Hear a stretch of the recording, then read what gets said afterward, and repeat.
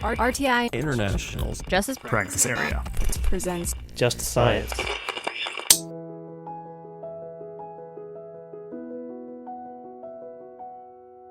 Welcome to Just Science, a podcast for justice professionals and anyone interested in learning more about forensic science, innovative technology, current research, and actionable strategies to improve the criminal justice system. In episode 1 of our Sexual Assault Awareness Month season, Just Science sat down with Jody West, the forensic science manager for the forensic biology section at the North Carolina State Crime Laboratory, and Dr. Patricia Melton, a senior research forensic social scientist at RTI International, to discuss resources aimed to help forensic science service providers increase the efficiency and cost-effectiveness of sexual assault kit testing. Among forensic science service providers, there's a variability in how they approach testing sexual assault kits. Some conduct serology testing of samples before moving to DNA testing, while others forego initial serology testing for a direct-to-DNA approach. Because each processing workflow has distinct costs and benefits, the National Institute of Justice's Forensic Technology Center of Excellence has developed a no-cost tool that helps forensic science service providers decide on and advocate for an approach that is efficient and feasible considering their available resources and needs. Listen along as Jody and Dr. Melton describe the varied approaches to processing workflows in the field, the challenges that forensic science service providers face when transitioning from one workflow to another, and how the FTCOE's cost-benefit analysis tool for labor expenditure associated with sexual assault kit processing workflows can foster important conversations about improving sexual assault kit testing workflows. This episode is funded by the National Institute of Justice's Forensic Technology Center of Excellence. Some content in this podcast may be considered sensitive and may evoke emotional responses or may not be appropriate for younger audiences. Here's your host, Michaela Martin.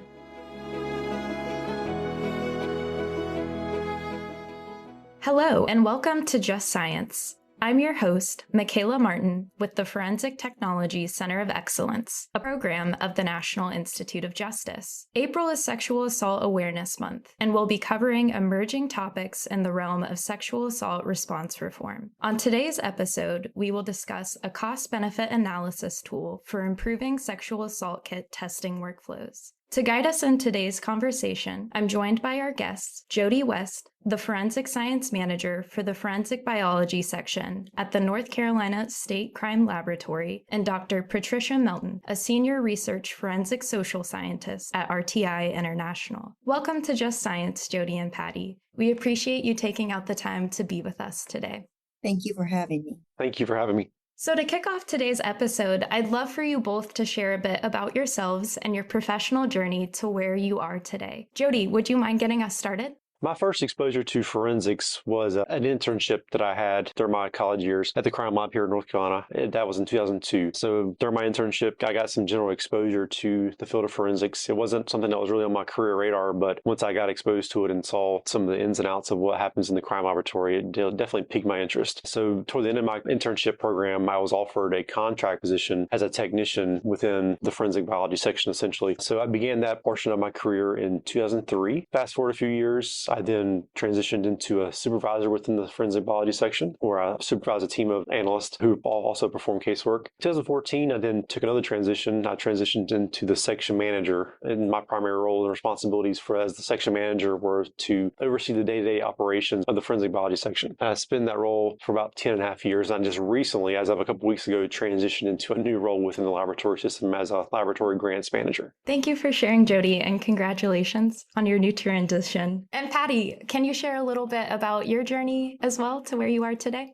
So my PhD is in genetics. And at that time, back in the dark ages, when I started my career in forensic science, we didn't have the FEPAC accredited processes. It was interesting trying to get my foot in the door into the crime laboratory sector because I don't think people really knew what to do with me per se. So I actually landed first at the Armed Forces DNA Identification Laboratory, where I had just started, and then September 11th happened. And so AFDIL was one of the primary laboratories to work the Pentagon and the Somerset cases from that incident. So I spent several years at AFDIL in human identification work, and then transitioned over to the crime laboratory sector up in Maryland. I was at Baltimore County PD in the crime lab there for several years, performing sexual assault cases, homicides, property crimes, those types of things, and testifying to those results. But I left the crime laboratory sector, believe it or not, about a decade ago now, and landed here at RTI International. And here in this particular role, I spend my time primarily trying to bridge the gap between what happens in research and to practitioners. So the bulk of my work is associated with creating best practices and helping to implement those best practices. So that could involve training, technical assistance, workshop construction, educational platforms. But basically, having come from the crime laboratory sector, I know what it's like. The folks are inundated with casework. It is the font that never turns off. In fact, if anything, it only increases. As the technology gets better, so do the demands. And so what I find rewarding about the work that I do here at RTI International is really bringing in together, recognizing that we know as practitioners, you don't have the time to figure out some of these things, but we can. And so we can really help bridge that gap and help you take the most advantage of technology that's out there, creates,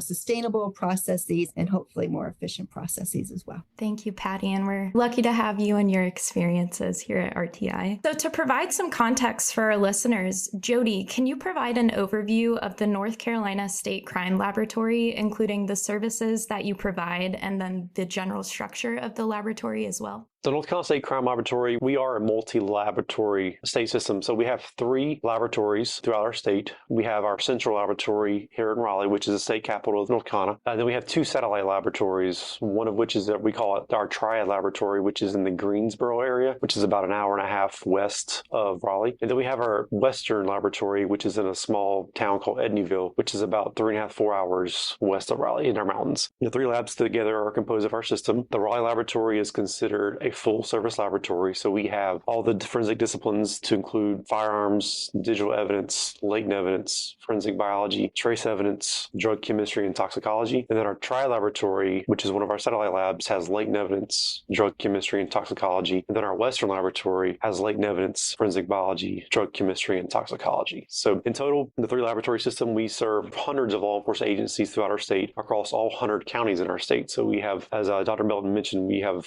plenty of work that comes into our laboratory on an annual basis. Thank you, Jody. And one other kind of follow-up question that I have is, do you know off the top of your head how many staff members are employed for the forensic biology sections? In our Western Laboratory, there are 9 forensic biology positions. And then in the Raleigh Laboratory, there are about 25 total forensic biology positions. Perfect. Thank you. And I'd like to frame our discussion around the varied workflow approaches that laboratories may employ when processing evidence from sexual assault kits. Patty, can you provide some background on these varied processing workflows? So in a nutshell, I would say that I would divide the workflows between those that conduct serology screening and those that don't. So let's start there. Let's kind of make 2 buckets. Those that are using serology screening and those that are using what we call a direct-to-DNA approach. Laboratories might call it something a little bit different. But in the serology screening side of the house, this is where serology is done first as a first triage on samples. Now, serology is not DNA testing. Many of the people listening to this podcast probably know that. But for those who don't, serology is actually looking at biological fluids, presence or absence of biological fluids, and using that information to then make a judgment or an assessment on what samples could go forward for DNA testing. So you're looking at something a little bit differently there. Often serology screening or the serology step is what we kind of call red light, green light, or could potentially be a hard stop. After the serology testing is done, when that evaluation is completed, some samples or samples in the sexual assault kit, for example, may not move forward for DNA testing at all. But if they do move forward for DNA testing, that's when the DNA extraction process takes place and this normal DNA analysis process takes place. Now, within this bucket of doing serology first, before moving on to DNA testing, you can have a process where a certain number of samples that meet the serology screening criteria are moved forward for DNA testing. Like perhaps it's 3. We're going to take the top 3, or we take the top 5. A laboratory can use their discretion in their validation studies to determine how many they want to move forward. The other side of the coin to that is something called continuous sampling. And what we mean by that is that although you might take your first top 3 serology samples and move them forward for DNA, perhaps in that DNA testing process, the results aren't as great as you expected. Maybe there's some complications there, things like degradation and inhibition, terms that make us DNA analysts cringe just a little bit because we know that implies additional work and additional analysis. Not that we don't mind the work, but it's just more complicated. But in continuous sampling, if those initial DNA testing samples do not yield an informative DNA profile or a CODIS eligible profile, then we go back. We go back to that sexual assault kit. We say, okay, I have those serology samples, took our top 3. What else was there? What else could we try? So this continuous sampling process means you keep going back until you either 1, get a CODIS eligible profile, or 2, exhaust the samples and evidence that's available to you. So that's kind of the first bucket. Second bucket is no serology is conducted. So we're going right to DNA. So we're taking those samples. We're going to go ahead and just extract the DNA based on what we see in the sexual assault kit, move it forward, see what we get. And again, the prime laboratory may decide that the best thing to do is I'm going to look through the sexual assault kit. I'm evaluating the evidence that's in here, and I'm going to take the top 3. This is my top 3. And we move it forward for DNA. If they get a CODIS eligible profile, great. If they don't, again, they can either stop, depending on their policy, or go to something that we call continuous sampling. So yet again, we go back to the sexual assault kit. We say, okay, my top 3 didn't yield anything probative. I didn't get a CODIS eligible profile. I don't have enough information to move this case forward. Let me see. What other samples did I have? Could there be something more I could do? This continuous sampling process is, in my opinion, ideal, but also time consuming and complicated for the laboratory to implement. Now, just to throw a little monkey wrench into everything there, because it sounded so nice and neat, right? 2 buckets, serology, then DNA, or no serology, right to DNA. Some laboratories who are moving right to DNA, who skip that serology step, do keep serology testing online in the event that a prosecutor's office comes back and says, well, this is great. You got me a DNA profile. That's wonderful. But what biological fluid did it come from? I need that for my case. They can always go back and do the serology at that point. And it's very effective to do that, and helps kind of keep everybody in your multidisciplinary team happy with what you can provide to them to best support their case. And Jody, so to tie this back to North Carolina State Crime Laboratory, you guys have been using a direct-to-DNA approach for processing sexual assault kits since 2018. Can you tell us a little bit about the former processing workflow that was utilized, what prompted the transition to direct-to-DNA, and then the general experience of transitioning that processing approach? Yes. So like Dr. Melton mentioned, we had a previous workflow prior to direct-to-DNA, which was, I guess, your more traditional workflow in the laboratory, where we would do the serology screen up front. That would guide us what samples would move forward to DNA. So like Dr. Melton said, we do it on the front end. So we would typically do your typical serology testing first, whether it be the AP test or acid phosphatase test is this main screening tool for semen testing. And then we'd follow it up with microscopic examination for confirmation as needed. And those samples that would confirm, let's say, the presence of semen on would then move forward most of the time to DNA testing. So that was our traditional workflow. We were very much segmented, where we had a group of analysts who were just serology tests, did the serology testing, and then we would pass it on to the group of analysts who would do the DNA testing. So that was our historical workflow. Then we decided to move forward with some different testing, our direct-to-DNA approach. I would liken it back to our DNA testing at that point in time. Historically, a lot of our DNA extractions were done manually without the use of robotics, which was definitely a time-consuming process. But we did in 2014 implement some robotics into our extraction process, which definitely made our process more efficient. While at the same time, our differential extractions, even after the robotics introduction, our differential extractions that separation was still a manual process. So we introduced some technology that made it more efficient, but we still had a manual differential process in place. So in 2018, we did implement a direct-to-DNA approach in testing sexual assaults in our laboratory. We had heard about the concept of direct-to-DNA in professional conferences and literature and presentations we've seen over the years prior. So we wanted to begin to explore that as an option in our laboratory. And many times along the lines with direct-to-DNA approach, you have laboratories would have some sort of Y screening process or YSTR screening process in place. And we looked at different vendor options, and we didn't really like the options that were available to us at the time. We're looking for something that we could help streamline our workflow, where we could essentially go a direct one-way flow of the evidence in our laboratory versus having to circle back to the original evidence multiple times. So we ultimately decided not to implement a Y screening screening process initially in our directed DNA approach. So we did ultimately decide to implement the directed DNA approach and eliminate the serology testing or serology screening on the front end when we're processing our sexual assault kits. We felt like this was a much more effective and efficient process, and literally leveraging the DNA technology, which is far more sensitive than the serology technology, as the main screening tool versus the serology testing. So when we did implement the directed DNA process, we at the same time brought online additional automation that helped with the differential process. So essentially automated that manual differential process at the same time, which definitely added some increased efficiencies in our processing. So that was the technology we implemented. So we also looked at and reached out to other laboratories who already had a directed DNA process in place, and we kind of to get their ideas of how they designed their workflow in the laboratory, how they categorize certain case types over the others. So we ultimately found some models that we liked, and we implemented or categorized sexual assault cases into two different categories, depending upon the number of contributors that were potentially involved in the case. So that helped us kind of triage how to treat certain cases over the others, and kind of helped us make some more informed decisions about how many samples we would take forward after the quantitation step. We implemented a model and we put it in place and we just went with it. It was definitely a transition period for us. It definitely had its challenges at times. Some of the challenges are coming from internally. We have analysts in the laboratory with many years of experience, including myself being one of them. Their career was started in the serology field, and just they did serology for years, and taking the serology away from them kind of felt like they were losing part of themselves along with it. That definitely had some internal challenges we faced, but it's kind of helping everybody see the bigger picture where we could process more sexual assaults and do it in a much more efficient manner by using the DNA technology versus the traditional methods. At the same time, we also had some challenges communicating to our external stakeholders, because we do the work in the laboratory, implement technologies in the laboratory, but then we also have to worry about the end product or end users. So that's going to be our law enforcement agencies as well as our district attorneys, who are the ones ultimately in charge with prosecuting and taking these cases forward to court. We did provide some training opportunities to our district attorneys ahead of the time to kind of let them know, hey, this is coming. We're implementing these changes, and these are the reasons why. And for us, NIJ had published a publication that kind of laid this out as a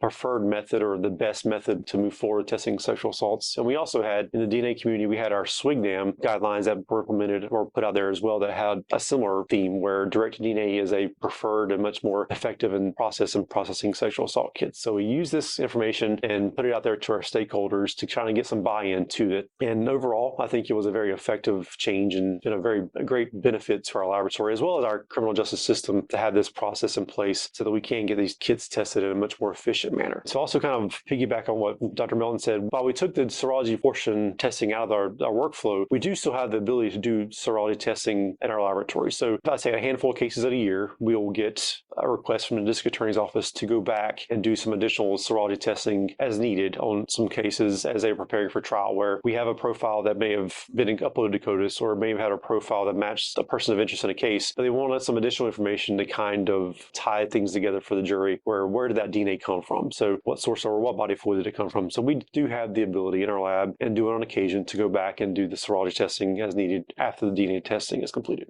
Thank you, Jody. I appreciate all that information, and I really like your theme of really relying on the community of practice and leaning on early adopters, other laboratory systems. I know that you mentioned you looked around at the models and essentially you landed on a model that was implemented in 2018. I am curious, were there any modifications that have been made since the initial implementation of that model in 2018? And yes, we have made some modifications to our process. While we implemented the directed DNA process in 2018, we all realized it wasn't the end product. It wasn't where exactly we wanted it to be. And we knew that there were some efficiencies and different changes we can make down the road with the hopes of a wide screening process becoming available that we liked and that fit our workflow. So in 2022, we did indeed establish a wide screening process that allowed us to essentially direct amp from the actual lysate from the original samples, and it helped us skip the DNA extraction process in a large number of our sexual assault kit samples. So that is something that we've implemented, like I said, in 2022. And over time, we've also made some tweaks here and there to our process. So we're always looking for areas of improvement, areas in which we can improve our process and make things more efficient. As new technologies come about, or as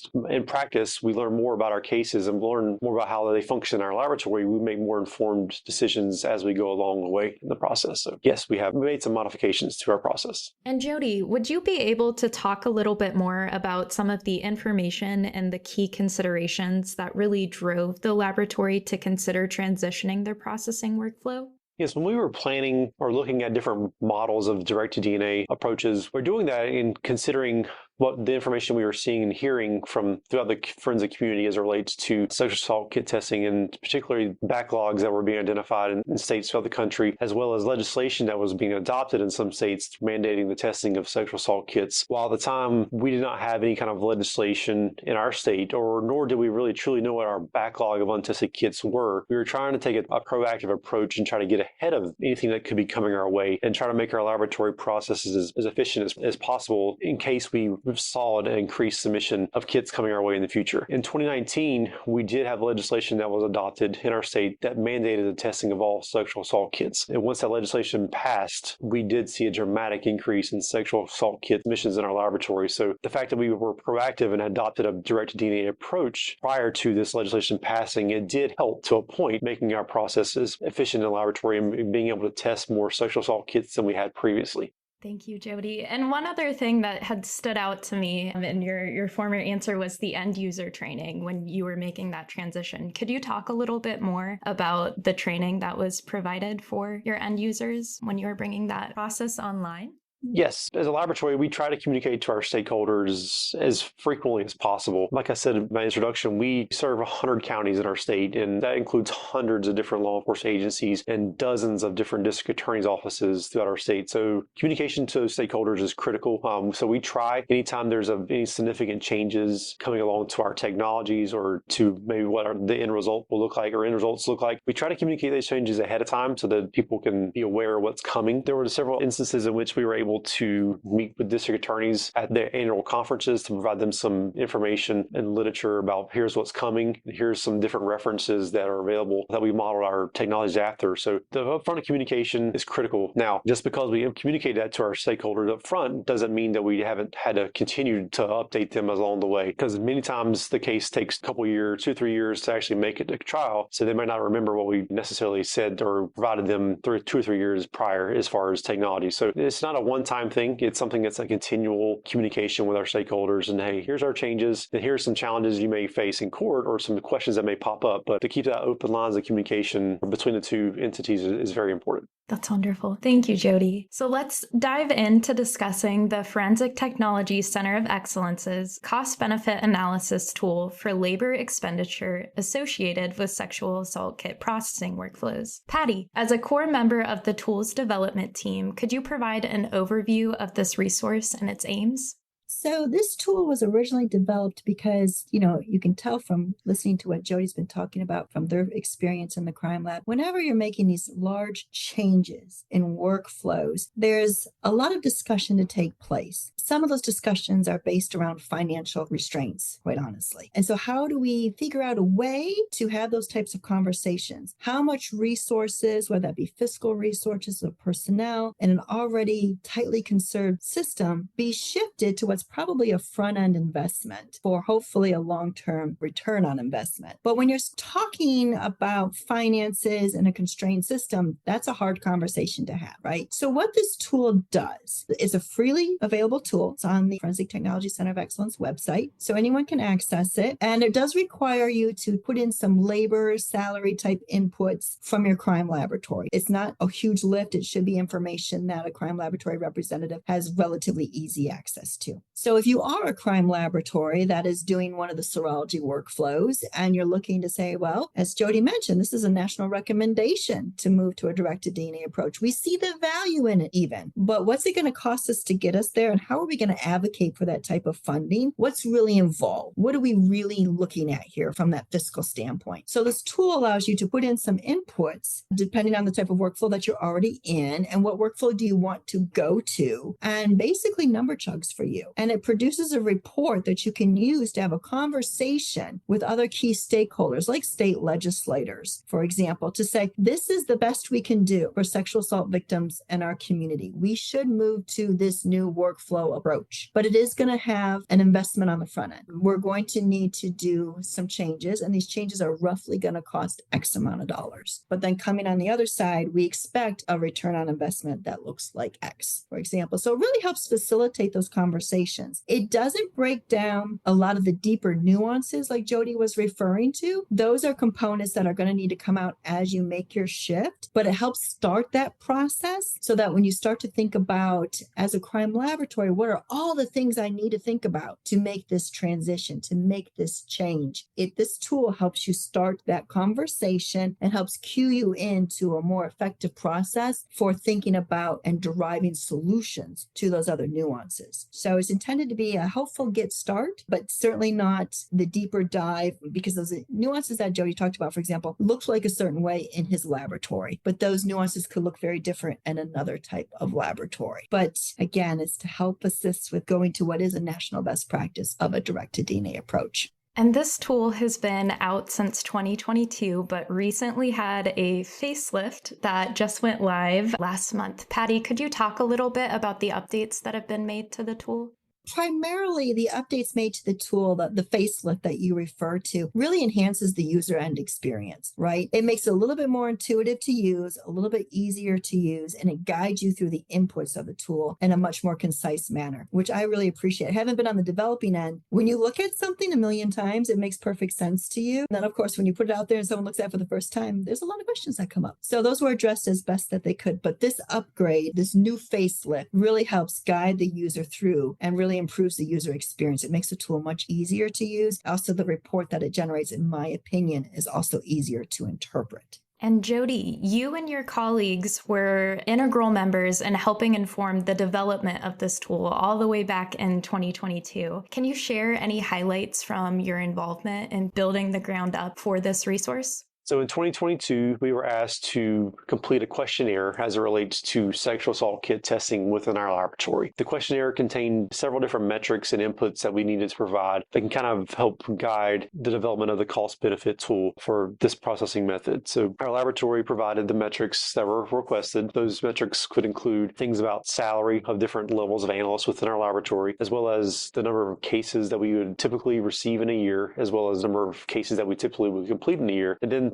within that, further dive into the metrics, we were then asked to provide certain information as it relates to each step of the laboratory process and how long it takes to do certain tasks, and how many samples would be moving along in different parts of the process. So we completed the questionnaire, and then the questionnaire, looking at the way the questionnaire was originally structured, it looks very similar to the way the cost tool is now that we see, and that is available for use now. Thank you, Jody. And as a follow-up, do you see your laboratory using this resource in the future to assist with any additional workflow, budget, or internal cost-benefit analysis considerations? I definitely do. This tool is something that's definitely can be very useful in helping budgeting and planning for the future. It's definitely when you can put numbers to things about how much things cost, because there are financial constraints that you always have to be aware of. I mean, it's definitely a very useful tool, and I can definitely see our laboratory benefiting from using it in the future. That's great to hear. And we are very thankful to have you involved in the development of the tool as well. And Patty, kind of same question on your end. Moving forward, how do you envision this resource impacting the field or assisting in sexual assault response reform? What do you think may be next on the horizon?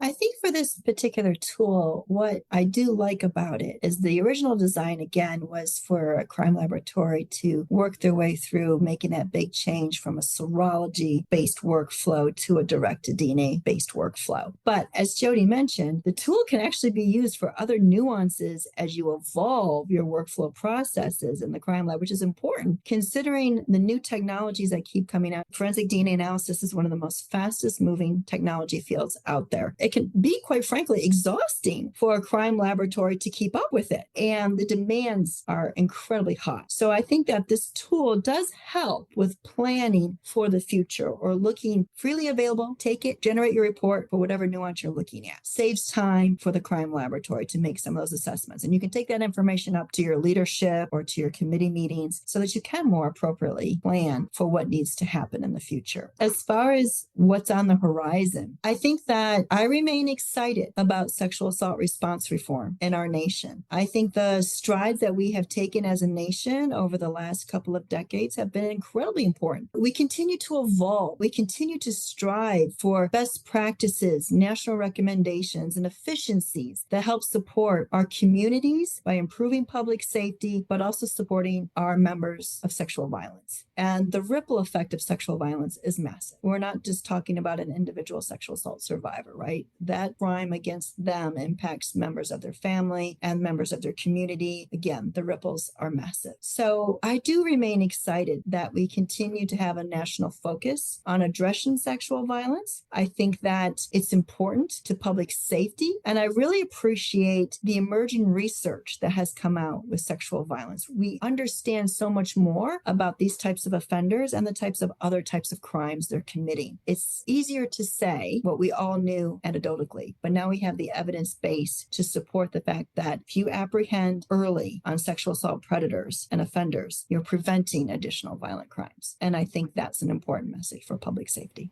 Thank you, Patty. And I think you brought it full circle. I know, Jody, you said your laboratory relied on looking at some of the national best practices. So it's kind of this ecosystem of the more we learn, the more we can put out to help laboratories grow and evolve their processes. Jody, do you have any lessons learned or insights that you'd like to share with other laboratory systems that may be interested in transitioning their sexual assault kit evidence processing workflow to one that involves a direct-to-DNA approach?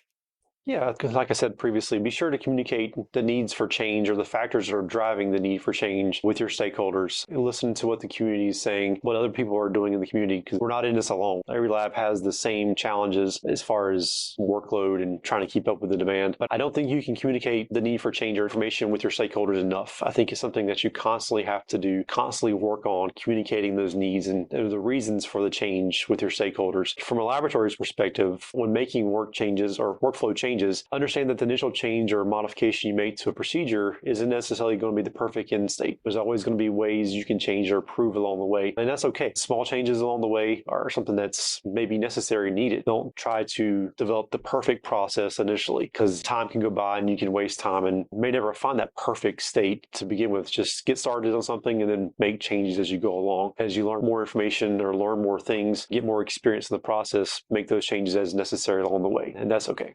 Wonderful. And as we near the end of our time together, do you guys have any final thoughts you'd like to share with our listeners before we wrap up today's episode? And Patty, I'll pass it over to you for any final thoughts, final takeaways. I really want to thank everyone in the community, Jody and his team at the crime laboratory, all of the crime laboratories and investigators, advocates, and district attorneys, prosecutors who work so diligently to address sexual violence in our communities. As Sexual Assault Awareness Month for April, I just want to say thank you. And I appreciate all of the efforts, and I appreciate the continuous process of trying to fine tune and improve and always looking onto that next horizon as to what could be our best approach, what could make us better. So thank you for all that you're doing. And Jody, any final thoughts or takeaways to share with our listeners today? I would like to give a thank you to our crime laboratory staff here in our laboratory that have worked diligently over the years to play a small part in the sexual assault kit process and testing initiatives that are out there. I would just join other crime laboratories out there and say, thank you to organizations like RTI who are out there helping push the information out there and providing the resources to the crime laboratories like us who, Dr. Melton said previously, we're limited in our time and resources. Having tools that are developed for us to use is something that's a great benefit to our laboratories, and we appreciate it. Well, it has been a pleasure talking with you both today, Jody and Patty. I truly appreciate your time for sharing your expertise with us. Thank you for having me. Thank you for having me as well. If you enjoyed today's episode, be sure to like and follow Just Science on your platform of choice. For more information on today's topic and resources in the forensic science field, visit FSSPs.org. I'm Michaela Martin, and this has been another episode of Just Science. Next week, Just Science sits down with Regina Wells and Whitney Collins of the Kentucky State Police Central Forensic Laboratory to discuss a pilot study that evaluated the use of rapid DNA for sexual assault kit testing. Opinions or points of views expressed in this podcast represent a consensus of the authors and do not necessarily represent the official position or policies of its funding.